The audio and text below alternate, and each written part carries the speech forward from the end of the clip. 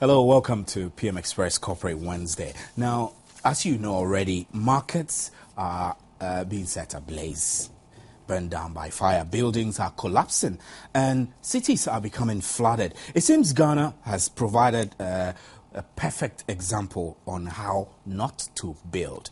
These disasters happen, then politicians and experts will come out of the wood works and then start spouting rhetoric on how it could have been avoided and how such disasters are clarion calls for reformation, blah, blah, blah. But is it a load of hot air as the building industry continues to operate without any form of regulation? In fact, anyone can put up a structure practically anywhere.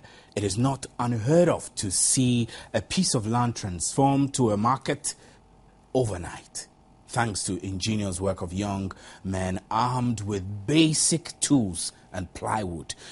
Can we ever instill order in this madness? Can our cities even look more than overgrown slums?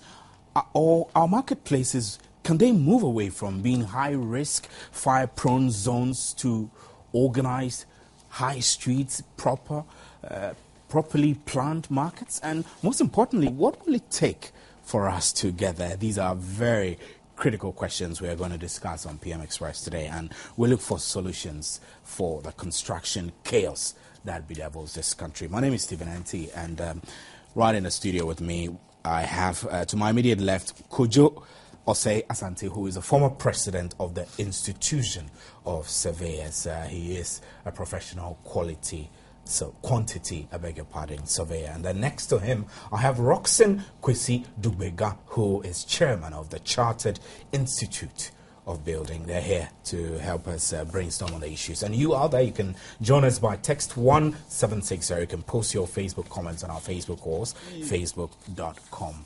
And this then if you're active on Twitter, well it's easy. You can send us a tweet. What happens? It will collapse. If the electrical gadgets are not well in place, it will collapse. And all these things are being done by contractors. These are built environment issues. Without the construction industry, I'm not sure we have life. And that is how important the industry is, for which it deserves more attention than we're getting now. The time for us as a country to respond to attending to the construction industry is now. It is not tomorrow. This is the time we'll have to act. And a lot of things are happening, and then somehow we just speak about them and it ends there. It's very sad. Kujo, you are hearing this, and it's the same story everywhere. Yesterday, fire, tomorrow, fire. Another day, a building collapsed, Melcom collapsed. And then I remember there were some hula baloo about who to blame and, new measures. And it's like a 9-day wonder. It didn't end, it didn't end anywhere, I must say. Where do you think we should apportion? Where do you think we should fix the blame? Thank you very much, Mr. Anti. I normally look at it from the areas of enforcement. Enforcement. If you look at the Local Government Act, that is Act 462, if you look at Section 46, you could see that the district planning authorities are the main areas for functioning and then approval for some of these things. And I will quote, that for purposes of National Development Plan, a district assembly is hereby established as a planning authority for its area of authority. So you could see where we situate it. Where the problem should be. Then if you go further on the Section 49, if you go to subsection 1, it says a physical development shall not be carried out in a district without prior approval in the form of a written permit granted by the district planning authority. So that is where we situate it. So what is going wrong? Why are they not living up to the tasks? Now, I will start first with manpower. No, the KNUSC used to have a planning department, physical development planning. Now it is now settlement and planning. If you go to areas like Germany, a city will have as many as about 500 planners. Go to our town and country planning. How many qualified planners are there? So that is where our problem begins from. So the solution first and foremost must be saying that district assemblies are the planning authorities and they must have the manpower for this particular function that has been allocated to them under the Local Government Act, Act 462 of 1993. So that is where the issue must be tackled from. Now, going from there, the next level is that anybody who can handle a hammer and can nail becomes a carpenter in this country. Yeah. Anybody who can throw about a trowel becomes a mason and they can lay blocks. These people, are they certified? Are they licensed? Who controls them? That is another level. Then going there, you realize that professionals are also not there. And people are not prepared to use the services of professionals in this endeavor. Now, zeroing in on this typical example of this firemen, maybe later we can look at Melcom. Kantamanto, those days when we came to Accra, way back in 1969, it was a vast area that was for the Ghana Railway Authority, or corporation at that time. And there were fence walls that protected it from being encroached upon. Today I read in the newspapers that even they have leased the land to the traders. For 50 years. For 50 years. And they have paid for it. How did that come about? And by the about? rules of the game, the land belongs to them. As of now, they should use it after 50 years. And nobody should try as much as possible to encroach. That is where the beauty of the whole system has now come to. And so they have every right to protect their property if you want to encroach upon them. So these are the issues. How come that the railway authorities were able to lease this land? Did they obtain the proper approvals? Has the area been originally zoned as a market? These are relevant questions that we may have to be asking ourselves. And I think as we develop on, we can talk more about some of these. Right. So let me switch again to you, Roxanne. Talking about building, who in the building industry is supposed to be checking who? Well, that is the question. Who should be checking who? That is the question. The starting point. It's the fact that we need the regulatory system to work. And it is not working. There are regulatory systems. Yes, there are some basic regulatory system that is supposed to be working. You would say they are good? I mean, because no, I'm concerned that it needs some improvement. Okay. The present state needs some improvement, some enhancement for it to function effectively. I mean, you and I know that we have the district assemblies who are supposed to be the starting point of making sure that buildings that are built properly, they are sited properly, they have appropriate, drawings and plans and all that. But it is not happening. Why? For obvious reasons. Number one is that the district assemblies lack the capacity. Capacity in terms of know-how. They don't have the human resource. They don't have the tools to work with. In summary, they are under-resourced. So at the end of the day, they pretend to be doing some kind of supervision. All right? Moving forward, there's the need for this country to appreciate and embrace the need for resourcing agencies and departments to function effectively. That is number one. Number two is about enhancing the capacity. There should be a deliberate attempt to develop the capacity of the built environment professionals. In other jurisdictions, they entice professionals by way of money to get them trained so as to build the human resource capacity to undertake some of these services. All right, but in Ghana, it is not the case. The institutions are not there. So everybody finds itself in the construction industry and begins to play. If we as a country, appreciate the need to develop the human capacity, I am sure one of the major problems will be solved. There should be institutions and there should be deliberate attempts to enhance this capacity. Now, one way that other countries have dealt with this is to establish a construction industry development board as a strategic tool to help deal with all the challenges that affect the growth and development of the construction sector. You think we need such a board in Ghana? Do we have such a board? We don't have such a board. We don't have such a board. If we have this board, primarily one of the functions of this board will be to ensure that all players that are supposed to be playing in the built environment have the requisite skills and go through continuous professional development. For carpenters, for example, as mentioned by Cage, they need to be trained and certified.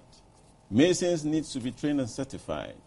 Steel benders need to be trained and certified to ensure that they meet professional standards to deliver service. Here we are.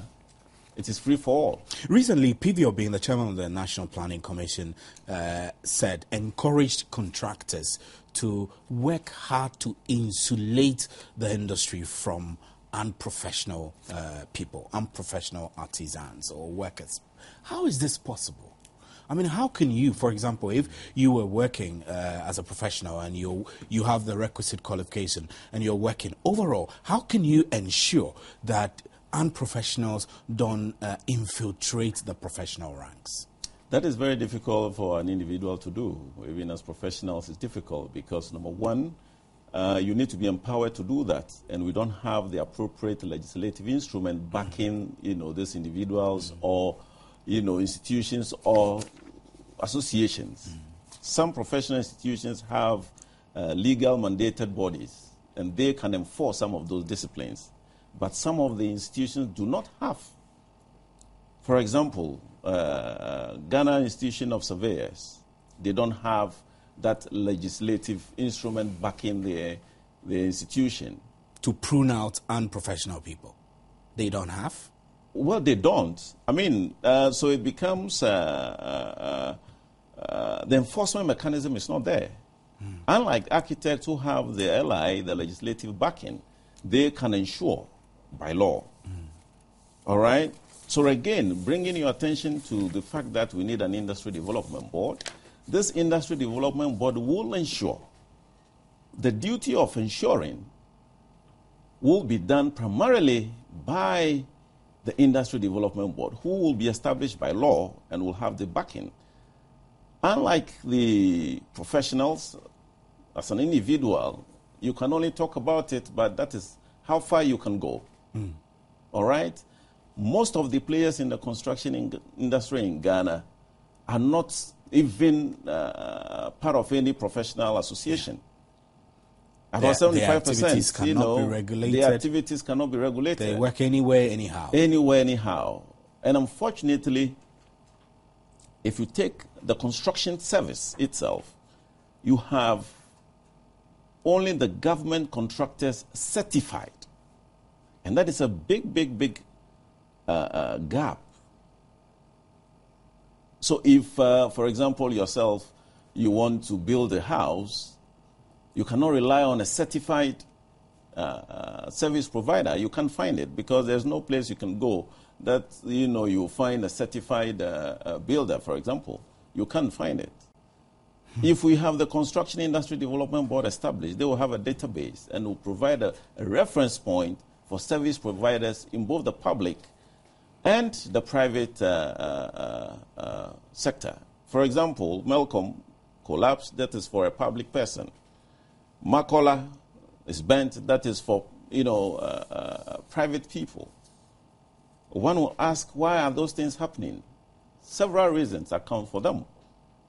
If we go into the reasons critically, we'll find out that the rules are not being complied with. Those, providing the service do not have the credentials that it takes. They lack the professional competence. So, Kojo, I mean, if you look at this scenario that Roxanne is walking us through, and let's take it out of the theoretical situation. Like in a normal case, when somebody wants to construct a house, let's say I want to construct a house, another person also wants to construct a series of shops. What do we, the two people, have to go through in order to be sure that, one, you are siting your structure at the right place, and two, you are within the relevant building regulations to do so? Thank you very much. I must first place on record that the construction industry currently as it stands is very chaotic, as you aptly described. Why is it chaotic? Any person can easily become a contractor. And any government that comes in comes with a baggage of contractors. Lawyers are in that industry as contractors, not as professionals within the construction industry. They are actually contractors. I knew some lawyers who were terrazzo contractors. Doctors are going in there. A whole range of other professionals encroaching on it. So that is why the whole situation... But this shouldn't be, that right? That should not be the case. It must be business, but it must be very professional. In other jurisdictions, you cannot build your house. Where you employ 2 or 3 people, in other jurisdictions, you cannot employ them, and then you have to get to the services of a professional. Now, to situate it in the question that you asked, what do you do if you want to put up a store as an individual and as a corporate entity? First, with the individual. The first issue that we have been dealing with will come from where I quoted from the section 69 of Local Government Act. What is the state of our planning in Ghana now? Have areas been zoned for schools, areas residential, commercial? Go to Osu Ari now. It's supposed to be residential. Now it's been turned into commercial. Yeah. Who are giving permits for it? Are even the structures being tested for their structural integrity before we put another one on top? And they are being developed. So our planning systems must be well rooted. That's why Accra is now growing anyhow. It's expanding. And everybody is coming to Accra. We continue to build slums. People don't know. You can go to a very beautiful area, but they are slums. Because we have not actually planned the areas and zoned them properly for the various areas that we need services to provide. So when you get up, you buy a piece of land from a chief, a land that has already been sold to somebody else, multiple sales. And then they will tell you that build immediately. So you will not have sufficient time to even contact a professional. You go and see and show the mason, build a similar thing here for me. And then after you have built, they will write on it, stop work, produce permits. The builders themselves are writing that. And then they will continuously build. Because the chief who sold the land for you said, you should build. So day and night they will build. So you don't even have the time to contact even a friend architect to give you a very good design. You will not come and see me for me to give you a good course for you to be able to plan your finances. And then you move on. So you move on, and then midway, you realize that you are short of funds. So it becomes piecemeal sort of approach. Before finally, maybe after 10 years, you will be able to occupy it. So that is what is our lot today. If you take those who go in the corporate bodies, they will hire architects, they will hire quantity surveyors, they will hire engineers, and then they will go through the proper processes, including even getting the permits, and then put them. And then they will hire the services of a qualified contractor. He might be registered, maybe registered by the Ministry of Water Resources, Works and Housing to build. But then by our procurement law, he goes through another system to justify that registration that he's done. And that is for only the public sector. About 10 years ago or 8 years ago, we were not seeing building of apartments. What type of contractors are building these high-rise buildings? We haven't gone there. Because we have not been well informed by the Malcolm disaster. I know that some structural engineers are getting some pieces of jobs here to test the structural integrity of some of these high-rise buildings. But who are the contractors who are building these apartments? Are they certified to build them? Be they Chinese or Portuguese, or we should be able to control them when they come into our land. Who is that architect who designed it? Who is that engineer who gave it the structural integrity? We don't ask these questions. And it has become a free-for-all system that we're operating. And that is our lot. And that's why some of us believe that if we have the construction industry board in place, it will trickle down. Today at page 7 in the Daily Graphic, I was shocked by an article written by a lady that even toilet roll, we don't have a regulator. We don't have standards. So we have become a country without standards. Perfectly. And so we need to actually situate ourselves in such a way that we'll take our country into our hands and our destiny. Well, we need to take our country and our destiny into our hands. And if you hear what they're saying, it does look like it is not too good in the building and construction industry. We'll take a break, and when we return, we'll read some of your messages. But you can send us more, 1760. Post your comments on our Facebook or facebook.com/Joy News. Or if you're active on Twitter, send us a tweet, Joy News on TV. We'll be right back.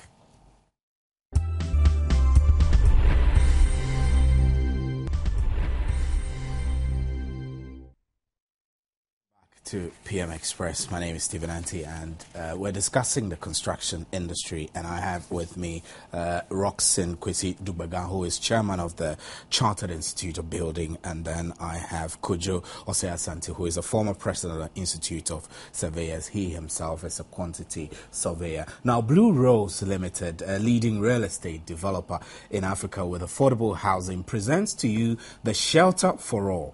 With as low as 50,000 Ghana cedis, you can get a 2-bedroom house from Blue Rose Limited.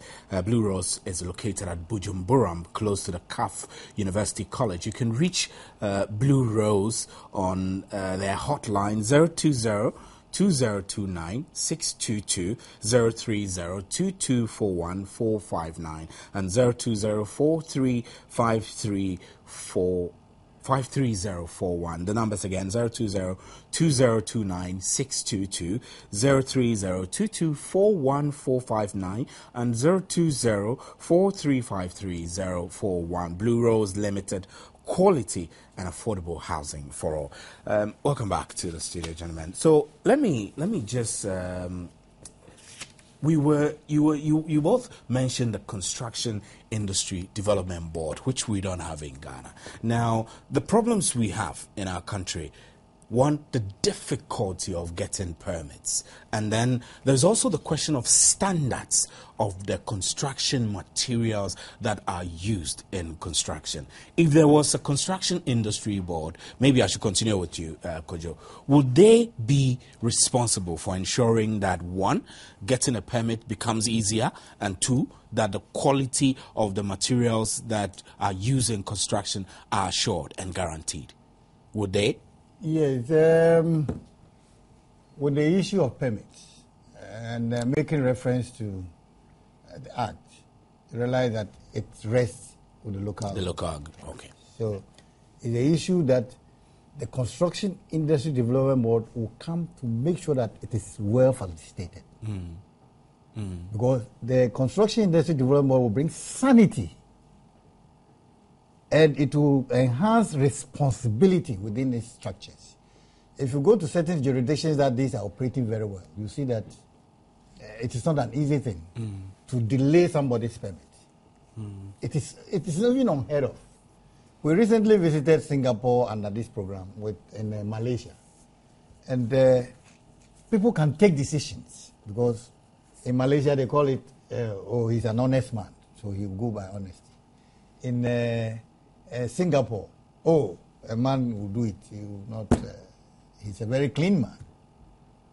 So people trust each other, and so He handles your under what you call the total quality management approach. He takes it and he finishes it, and then they rein you to come and pick. We'll get there in this country. How? Provided. How can we get there? Roxanne, I mean, how can we get there? It's sad. I mean, we're laughing, but if you look at the rate at which residential areas, or I don't know whether to call them residential areas, but if you look at the rate at which homes are springing up across the country, people are building everywhere anyhow because they need to get a home for themselves, because rent is rising, and in the city, for example, in Accra, is crazy. I'm sure you know how much people pay for rent, so they try. They even pay dollars, really. So, I mean, what can change and what must change so that we get some sanity introduced? I do not think that the Construction Industry Development Board is the solution. Is it the solution? Well, I think that is a starting point of the solution, because if we want to look at it from the strategic point of view, you will need a board to sanitize. You will agree with me the system presently is chaotic. The systems are not working. There is a deficiency. You know, you have the traditional institutions like the district assemblies who are to ensure that permits and others are issued. You need the board to come and complement this. The board, primarily, among others, is to ensure capacity development of service providers in the construction industry, which we lack so much in Ghana. Almost everybody is a contractor. Now the public sector people, otherwise officers, are even competing with contractors in Ghana for jobs. They also become contractors. And so therefore, if there is a deliberate attempt to enhance capacity... Perhaps everybody is a contractor because there's money to make in the industry. Which shouldn't be the case. That is why you need the sanity. That is why you need the sanity. And the issue about registration of contractors by the board will not become the traditional role of only the government sector. It will be the role of, all the stakeholders in the construction industry who will be part of the board to ensure that professionalism is adhered to and championed in all aspects of our service delivery. Now, you mentioned about the fact that building costs are rising and all that. It is true. One, I see it as the fact that we haven't developed our local capacities. We don't appreciate local services. We don't appreciate the use of local materials. So there's the need for a deliberate approach.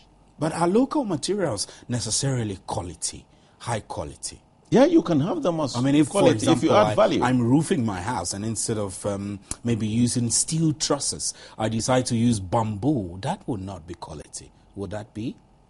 It depends on what you're looking at for. If the value of the bamboo can be enhanced, all right, we need to invest in research and development, making use of our traditional materials. I know that there's a policy in this country that attempts to make us use local material in the next, 2 years? By 2015, 60%, about 60% of all building materials are supposed to be local materials. If we develop that concept well, it will drive the cost of buildings down. All right? If we, again, develop the local capacity that should offer these services, again, this value will come down. So, first of all, we must have confidence in ourselves, which is not the case in Ghana. We prefer to have confidence in people coming from outside, the jurisdiction of this country to provide services that we can provide. The starting point for government and stakeholders to appreciate our value. We change our attitude, and that should be a deliberate attempt. Attitude now change. Attitude now change. It is key to the survival and growth of this country. Almost everybody now in this country enjoy the talking and talking and talking. The talking may not send us anywhere. If we take into account what has happened in the recent past. Yeah. Melcom collapsed, Melcom collapsed in November last year. Other buildings, Other that buildings were in cited as Dansoman. not properly built and cited. About 2 weeks ago, a building also collapsed in Kumasi. People died and all that. Presently, we have the case of fires, gutting our market and all that one. It is all about attitude. Is it a structural problem too? I mean, I'm thinking that these fires, we're now discussing one attitudinal change. We're also looking at the fact that we need regulation, proper regulation. We need a construction industry board, which is good. But are these problems structural? For example, the market. Yes. There are a lot of, it's a combination of factors. You can't say structural. It's a combination of structural and others. Factors. Yes. You see, the starting point is attitude. Attitude not limited to only the citizens, but those who are in charge of policy. They should also change their attitude by embracing the call for change, the call for sanitizing the construction industry in Ghana. And perhaps cut out corruption? And cut out corruption. And that is the killer also. Corruption, the greed, it is also one of the killers in this industry. All right? Otherwise, as a country, almost everybody needs to cut corners to make ends meet. In that case, how do you go by quality? We'll go nowhere. We will go nowhere. If we're cutting corners, quality is impeded. You can't get quality if you're cutting corners. So there's the need for some overhauling. And the starting point, I believe, should come from all of us, but there should be a start at the starting point. Government should drive that agenda. Professional institutions, professionals themselves must also provide the leadership. And as consumers of built environment services, we should also keep service providers on their toes. If we have everybody speaking about quality. Demand quality. We should demand that things are done correctly. Exactly. I mean, you get a piece of land, you get your site plan, and your builder decides to build on your wall. You should be able to say so. Yes, of course. You should be able to say it very confidently. That, no, you're doing the wrong thing. Yes. But how many people can do that? I mean, that's the question. It's a cultural reorientation of attitudes. That is why we are having a lot of what we call fraud and cheating in the system. We have disorderly development. We have what I call land litigation and conflict, and then which will be crowned with what we call shoddy construction, and we accept them. But the issues are standards, as you mentioned earlier. And the standards are in what we call specifications. The specifications that we have in this country, our markets are only sheds. Is that the level that after 50 years we should be developing? And we travel a lot. Yes. We go to other countries, we see how their markets are. Are they sheds? And our sheds are not even made with any proper material but timber. And some of these timbers are even old ones. And wherever you have timber construction, you know that you are susceptible to fire. Yeah. Another issue is that we give little credence to our electrical and plumbing installations. How we connect electricity. Go to these markets and see how one pole can have so many connection points. And look at how we even organize our water lines in gutters. These are the things that make us think that we are a country without standards. This is absolute madness, No, really. the issue is that the construction industry were developing, but this with the built environment, right from planning to handing over your key to you, whether for office block or for your residential apartment. So it's a totality of the whole planning system, construction, and then handing over. So the situation with us is that we must appreciate that there must be a regulator. That's very key. I mean, Very key. You both mentioned we have the legislations. They are here, they are there, they are there.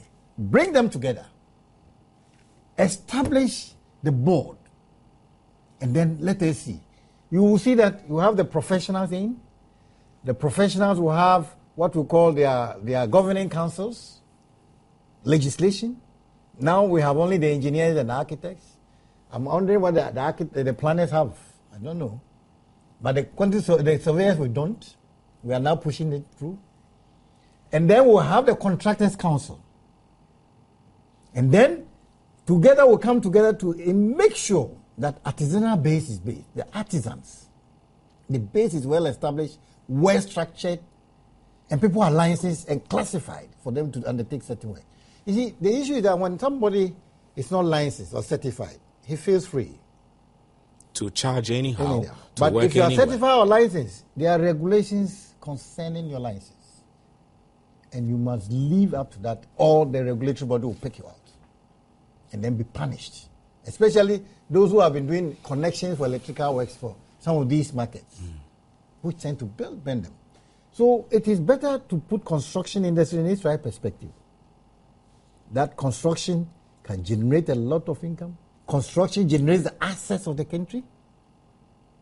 You know, so you could see that the construction industry is so key that today that we are talking about the toilet road don't mean not having standards, a regulator. Yeah. If we have a construction industry development board, because it involves facilities management. And facilities management will lead to see all these things being done properly. So this is where we believe that the construction industry has a lot of influence on other sectors of the economy in such a way that if it is properly regulated, people will come online. You look at a small piece of work that is given to a contractor. Look at the employment that it generates around the area. Yeah. The economy. Right from those who sell the ordinary wache to the highest level of an engineer or a quantity surveyor of an architect being on the project. So you can imagine, it involves even those artists. Because you will need an artist to put the signs, the way he lives there for people to be warned that this is a construction site, don't come. So these are the areas that we think that we must develop as a country, and you can see the results. In areas like Singapore and Malaysia, we learned that it is some of these disasters that informed their decisions. And it has rightly, because look at us in this country. Our building specifications are, I think, 1961. Our standard specifications. Some red book, mine is 1 more ton. So we have to make photocopy and bind it. That's very sad, isn't it? Very sad. It is only sad. the highway, what do you call the road sector and bridges that have got a very latest standard. That's about 2008. Latest? Yes. 2008. Well, you're watching PM Express, and these are very, very critical issues we are discussing, very important in the construction industry. We'll take a break, and we're still waiting for more of your text messages and comments. 1760 across nets, all networks, and then you can post your Facebook comments on our walls as well, and send us a tweet. We'll be right back. Stay with us.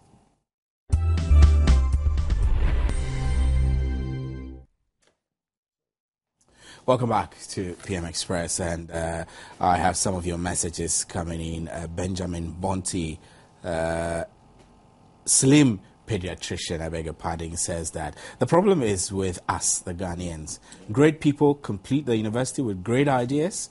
When it comes to planning of the structures of the buildings, they can best tell where and when what to have. But if it happens, so we as Ghanaians will not politicize issues. A big reason. I'm losing your reasoning for this, but I reckon that you say that Ghanaians, we have great ideas we can implement, and so we should follow planning regulations to be sure that we stick within the rules. So let me start with you again, Roxanne. Yeah. With all that we have heard this evening, Yes. is there hope at all? If we look at the pace of our development, I mean, I was born in Ghana. I saw the homes. I lived in Osu whilst I was growing up. And, you know, the nature of homes in Osu then suddenly have all become commercialized. And now story buildings have sprung up on homes that were originally not meant for story. Ventilation has become a problem. People's windows have been blocked. So, I mean, everything is chaotic. Does it look like, from the way it is going, over the next 10 to 15 years, this madness can be cured?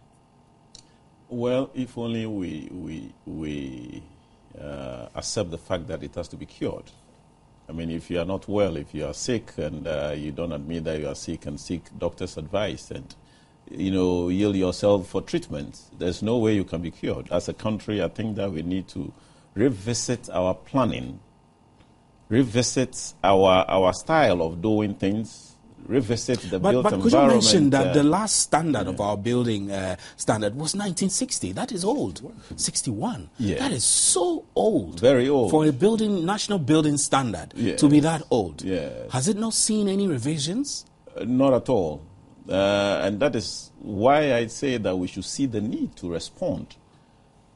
Otherwise, if it's taking us so long, who should be taking the lead role in this responsibility? I mean, there have been governments in the 1992 since the 1992 Constitution alone. We've had what? We've had 6 republics or so. We have 6 different governments. What is happening? Can't we fix these problems? We can fix it if we have the will to fix it, and if we prioritize the built environment issues as one of the key contributors to our GDP. The construction industry. Who should be responsible? Government? Government and all of us collectively. Government has a role to play. Built environment professionals have a role to play. Media has a role to play. It's a collective responsibility. I will not blame government. I'll blame everybody. But the starting point is, government is supposed to ensure that the systems work. And so the first blame will go to the government. The second blame will probably also go to we, the service providers, who are not providing the leadership needed to be able to cause a change in the built environment regulation and management. We're probably sitting on the fence, and it's about time we take leadership on those issues. If we sit back, we may not get the necessary response to deal with the built environment issues in Ghana. Again, and this goes to the service providers, the contractors also. They must also embrace the need to enhance their capacity. And government, for that matter, should provide the enabling environment. Now you come back to what will this Construction Industry Development Board do? The reason why it will be very strategic as the solution is, number one, they will make sure contractors are registered. They will also make sure that the tradespeople are certified properly with certification. So wherever you go, as a tradesperson in a built environment, you will be required, just like a driving license, show that, yes, you have the capacity. And that capacity is evidenced by the license you have, the certificate you have, otherwise an ID, which you have to carry about. Now, if you're providing that service, they will have to make sure that you are using the right human resource, which is certified. All right? If the building permit people come on inspection, they will come to see whether you are meeting the standards and all that one. The board, members of the board, will ensure that you are using the right caliber of people who are certified. Again, they will make sure that buildings, you are not overloaded as a contractor. Here in Ghana, there are no monitoring mechanisms. One contractor can work in Accra, do the shoddy work, go to Tamale, do the shoddy work, go to Volta region, do more shoddy work, and go without being noticed. And with the regulatory board, otherwise the Industry Development Board, they will ensure, because they'll have a database, they will also have a database on your equipment holding, so that if you don't have the capacity, you are not overloaded. It is not going to be like I belong to a political party, for that matter, I will have to have all the jobs. No, the board will ensure that you take on only what you have the capacity for. Again, they will also ensure that they have a research and development wing that researches on best practices and makes sure that whatever is happening in the world in the global world, the latest technologies are brought, to our doorstep as players in the industry. Again, they will also ensure adequacy of resources. In other jurisdictions, for example, you cannot commit a project if there is no funding for them. And that is key.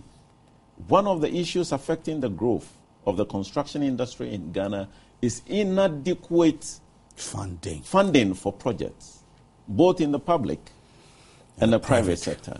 But it's more pronounced in the public sector. So buildings are started and left, contractors are left unpaid. Contractors in this country have embarked on projects and payments have delayed for 2 years, and that is affecting the growth and development of the construction industry. So if you have a contractor, a local contractor, who hasn't got the capacity as a result of delayed payment, in that case you cannot, have equipment, you cannot employ, because you are not in business. You are paralyzed as a result of non-payment. How can you be able to offer the service? You'll be amazed. Recently, I went to a client who wants to give. I was attempting to get a job, and you'll be amazed. The person says, if you're working for the government sector, I will not be able to give you a job. Why? Because if they give you the job and give you money, the tendency of the money being, locked up at your bank is high, because a lot of contractors in Ghana owe the banks, and so they become unattractive to clients, and that is a very serious thing. And government, must heed to the call to make prompt payments. Kojo, Yes, sir. we have a problem on our hands. Our cities have become overgrown slums, and it does appear that it's continuing. The trend is continuing, where there are no plans. I mean, I live in Achimota, and part of Achimota now have become very commercial. If you go into New Achimota, there are nightclubs and pubs, and now suddenly there are offices and shopping malls. Jesus, will we ever have sanity in the construction industry? Let's wrap up. We have just about 2 minutes. We will. And I'm confident about it. Because one, I know that we need enabling laws to assert ourselves as professionals. We must have our attitudes and cultural nuances very clear. We should change our attitude. We should kick politics out of our construction business. And government must pay contractors when they use them. Our professional practices are also very weak. We need to strengthen those areas. And this comes back to the schools or institutions? It all comes to the issue that they will be entering a regulated system. So that artisans, professionals, contractors will know that if I go against the rules, there are punishments. That's why I want artisans to be certified and licensed. Professional bodies are giving governing boards, so that if you are practicing as a quack surveyor, you'll be taken out. If you are not practicing properly as a planner, take you out. To take you out. Well, Regimano Estate, with over 20 years of unbeatable record at Katamanso, has 2 to 3 bedroom houses with expansion possibility set within gated communities with superb infrastructure, 24/7 street lights, landscape areas and social amenities, including sports complex, educational facilities, shopping center and health facilities. Experience the new phase of urban living at Balloon Gate Apartments, Kwabena, where Regimano Gray has brought to bear their expertise and unparalleled hallmarks in designing 2-bedroom apartments with 2 bathrooms, a spacious living room, a fitted kitchen, a balcony that has become the delight of homeowners, corporate bodies and property investors. With an efficient and effective estate management services on site, your property can only appreciate in value. You can call Reggie Manuel on 020-222-9916 and 020-222-9918. And if you live in UK, you can call them on 0208-5344-900 so they can give you a guided tour. So you get your allocation. Reggie Manuel Gray, express your value. So, gentlemen, it's great to have you on PM Express. So, before we close, Kojo, your final word. Yes, I still believe in Ghana. I believe in the too. Ghanaian. And at least with our level of education, we should be able to turn this country around. We should turn this country around. Then I will take this opportunity to congratulate my friend Roxin Dobega. Yes. On Saturday, he was honored with the Best Entrepreneur 2012 in the building and civil engineering sector. quest for quality, timely delivery, and all that. Quest for quality. Your final word there, Yeah, thank you very much, Cage. All I want to say is that it pays to be professional. It pays to be professional. And as a country, we need to embrace the call for a Construction Industrial Development Board to champion the sanitization of the industry. Well, it pays to be a professional, and we must work to sanitize the construction industry. My name is Stephen Enti, and it's great to have had you for an hour on PM Express. Join us again tomorrow for another interesting edition.